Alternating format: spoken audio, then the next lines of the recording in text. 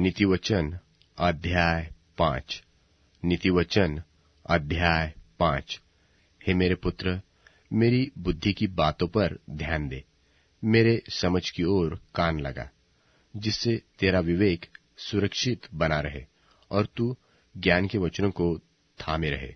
क्योंकि पराई स्त्री के ओठों से मधु टपकता है और उसकी बातें तेल से भी अधिक चिकनी होती है, परंतु इसका परिणाम नागदौना सा कड़ुआ और दोधारी तलवार सा पैना होता है।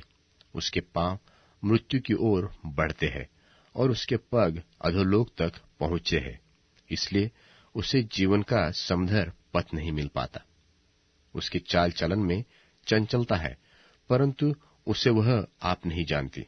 इसलिए अब हे मेरे पुत्रों, मेरी सुनो और मेरी बातों से मुंह न मोड़ो। ऐसी स्त्री से दूर ही रह और उसकी डेवढ़ी के पास भी न जाना।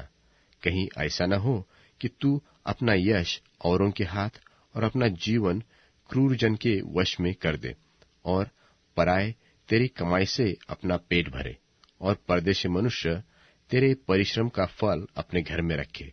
और तू अपने अंतिम समय में, जबकि तेरा शरीर क्षीण हो जाए, तब यह कहकर हाय मारने लगे कि मैंने शिक्षा से कैसा बैर किया और डांटने वाले का कैसा तिरस्कार किया, और मैंने अपने गुरुओं की बातें न मानी और अपने सिखाने वालों की ओर ध्यान न लगाया।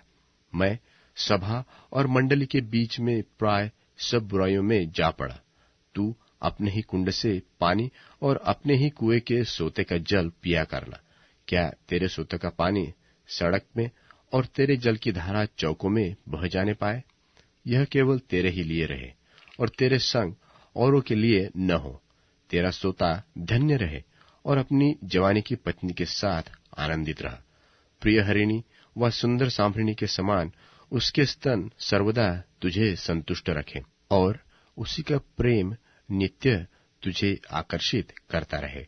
हे मेरे पुत्र, तू अपरिचित स्त्री पर क्यों मोहित हो और पराई को क्यों छाती से लगाए?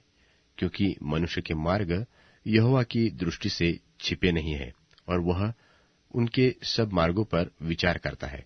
दुष्ट अपने ही अधर्म के कर्मों से फंसेगा और अपने ही पाप के बंधनों में बांधा रहेगा।